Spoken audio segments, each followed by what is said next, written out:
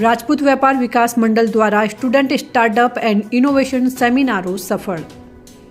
ગાંધીનગર અમદાવાદમાં રાજપૂત વ્યાપાર વિકાસ મંડળ ઇન્ટરનેશનલ દ્વારા યુવા વિદ્યાર્થીઓમાં સ્ટાર્ટઅપ અને ઇનોવેશનની ભાવના જાગૃત કરવા માટે છેલ્લા એક અઠવાડિયામાં 3 સ્ટુડન્ટ સ્ટાર્ટઅપ એન્ડ ઇનોવેશન સેમિનારો સફળતાપૂર્વક યોજાયા.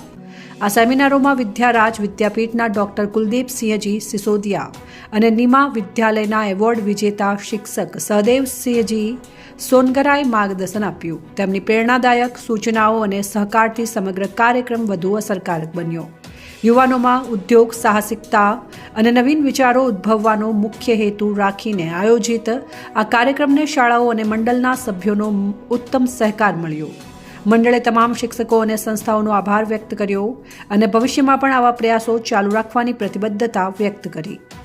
અહેવાલ પ્રહલાદ સિંહ દરબાર, સેન્ટ્રલ ભારત ન્યૂઝ બ્યુરો.